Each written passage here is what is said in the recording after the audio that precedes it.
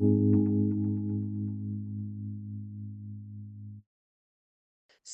hello. To first start, can you state your full name, pronouns, and introduce yourself with a little bit about yourself and your background? Sure. My name is Jordan Mace. My pronouns are she, her. And by background, I am in the tech space. I run a customer success team, so marketing specialist, digital marketing experts at a public company called Braze. And I also run a nonprofit named Valeos with my husband. So, first off, what encouraged you to be involved with organ donation?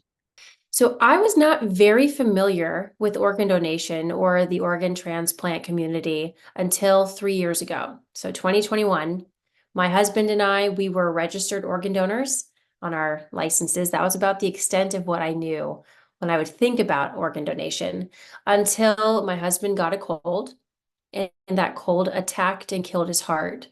And in a matter of a weekend, he went from being a very healthy 31-year-old man till being on a ventilator and on a life support machine called ECMO, which was acting as his heart and his lungs because they couldn't function on their own. And he was added to the heart transplant wait list and he was matched with a heart. That heart ended up being a bad match and they put him back on the list. He got a second heart match and then that heart was placed in his body. And that happened in 72 hours back in 2021. And that was my intro into the organ donation space. And what impact does this have on your life? It's been a very substantial impact. I went from having you know, a traditional well husband to being a caregiver and the family support of somebody with a heart transplant. We were both 31 at the time. We're now 34. I was 3 months pregnant when he got sick. So when he went down, he was in a coma for a couple of weeks. I made all the decisions. I was the one that got him listed. I was the one that ensured that the match was correct. I was the one that consented to the actual transplant. So when he woke up a few weeks later, he woke up to find out that not only did he not have pneumonia, which is what we both thought, but that he actually had had a heart transplant and there was a different heart beating in his body. So that's a pretty big change of life that you have to try and rationalize. And so since then, it's a very big change. He takes 26 different medicines multiple times a day. We have to be very careful about who we're around and sickness. And, he's immunocompromised forever now. So we have to be really thoughtful about what that means, especially in this post-COVID world. We had a child. We have now a 2.5-year-old baby. We just had another baby boy who's 2 months old. And so a lot's changed. But at the same time, he's still here. And that's the biggest constant that you hope for. So we're really grateful having this bonus time thanks to a heart transplant. What part of your journey would you wish those considering becoming an organ donor knew? I wish people would recognize that you can join this community at any point. It was never on my radar. I thought the biggest extent was that I would give blood and that would be how I give back to the society. And maybe, I would take in a blood transfusion if I ever needed it. But I never thought that I would be smack dab in the middle of this community. And I hope that people realize that if and when that time were to come, it's a system that is built on altruism. It is the best gift that you could ever give is somebody would be able to have sight again. Someone would be, their heart would beat again. Their lungs would breathe again.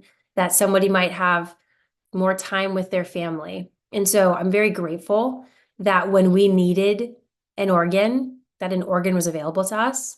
But I wish that I had known more about it so that I could have been more of a supportive member of society before I was on the receiving end of an organ transplant. And while we're on this topic, what misconceptions about organ donation have you come across during your time in this field? I think that there is a misconception right now about how organs are used or whether or not we need more. What happens if you sign up to be an organ donor? Does that mean that there's less of a likelihood that somebody would try to save you in the event of an accident?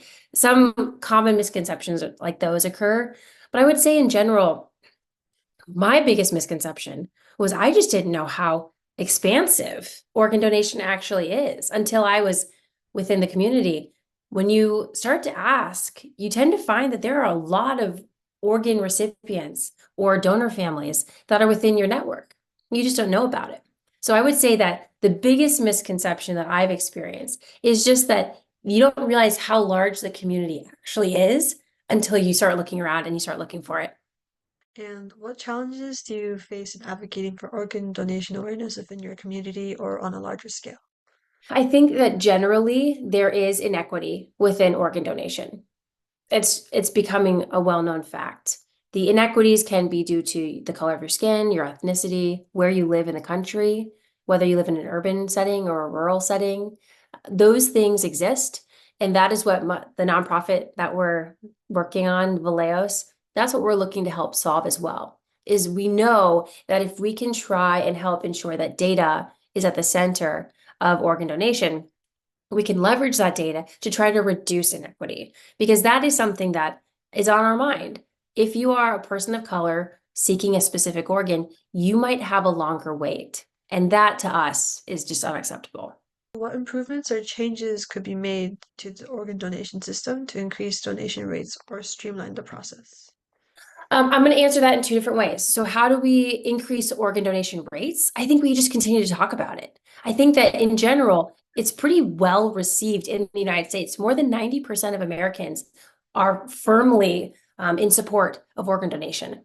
I don't know of anything that this country is 90% in support of other than organ donation. So, it's good to see that we have that kind of support in this country. How do we translate that to actual registration? I think just more visibility. So the more that people talk about it, the more that large figures, maybe celebrities or folks that have a large platform are able to speak about it, I think the better. You have a couple people that have actually received organs, like Steve Jobs has received an organ transplant, Dick Cheney received an organ transplant. Selena Gomez received an organ transplant. That's always a good thing for visibility to see people receiving organ transplants and then having fruitful lives afterwards. The second part of your question, how do we streamline the system? I think a big missing piece currently in the system is streamlining the data. So right now, on average, it's believed that about 70 phone calls are required to make an organ from being available to being placed in a body. Physical phone calls, that's a lot. That's a lot of human time, human resources, human error can sometimes populate when that happens. I'm mindful of our experience. My husband was placed on the list very quickly. He was a status 1, which means that he was the sickest person on the wait list. And then that first heart was matched, but it was a mismatch. And the understanding that we received is that that mismatch happened because the height and weight of either my husband or the donor was entered incorrectly. Now, height and weight, that's usually pretty static. That doesn't change very often. So for that to have been entered incorrectly in some capacity throughout that system, throughout those 70 phone calls, at some point, there was an error. And that error led to an organ being matched incorrectly with somebody that would never have been appropriate to receive that. And so that took time, and that can sometimes have large costs. So when we think about the way that data can be involved, how can we streamline the way that information is passed from place to place? How can we ensure that everything is happening in real time? How can we leverage that data and make better decisions? How can we recognize when someone's in end-stage organ disease that they're going to need an organ earlier than right now we might be considering them? So when you think about the organ transplantation process, we start to collect data as the OPTN, the Organ Procurement and Transplantation Network, collects the data once they're added to the list. Once they're added to the list through the waiting process, then when they get matched with an organ, and then when they get the organ in their body, they're then checked again 30 days later, 1 year later, and 3 years later. And that's basically it. That's the snapshot, a very narrow snapshot that we have of that individual. What we're doing at Valeos is we're extending that snapshot. We're going longitudinally from the time they go from end-stage organ disease all the way to end of life. And when you have that picture, that data can be quite important to making better decisions, having better matches, and having better outcomes, hopefully more equitable outcomes. We were discussing innovations and advancements. I was wondering if there was any other advancements or innovations in organ transplantation or donation technology that you're excited about. Well, it's quite remarkable to be seeing what's happening right now in xenotransplant. And you're seeing the first pig kidney was transplanted into a human body this past year. That's remarkable. The science is truly innovative. And the fact that you see such massive strides taken in the science is quite a relief for somebody that is most likely going to, my husband is going to need another organ in his life, either a heart or a kidney, is what we expect. So when we recognize that, we recognize that the median lifespan for a heart transplant recipient is about 11 years. We're 3.5 years into that. We have a 2-month-old. You know, when you do the math, that's not the brightest picture. So we fully expect that we might need another organ transplant in the future. And recognizing that the science is moving at such a phenomenal clip, that's a relief. Love to see that kind of advancement. I would love to see that happen continually within the way that the system is working. There's a huge modernization effort that's currently underway. The first legislation was signed in the last 40 years, this past September by President Biden. We're seeing change happen. We want to make sure that that change is happening at a steady, innovative clip similar to the science. And we want to make sure that what it results in is stronger, better outcomes, hopefully healthier, longer lives for the recipients, better matches, more extensive matches for those that are so lovely to donate and those donor families. And all in all, I think right now it's a beautiful time to be in the organ transplant community, either as somebody that's advocating for donation, somebody that is within the system, is waiting for an organ, or somebody that has received an organ, or if you're on the donor side, to be in that family, to see how much attention and resource, money from the government is being put into the organ donation space. And do you have any current projects that you're excited to talk about? Yes, so at Valeos, we are working on a data centralization project. We are alongside Oracle, who's one of our data design partners. And what we're doing is we're centralizing and synthesizing the data in one place.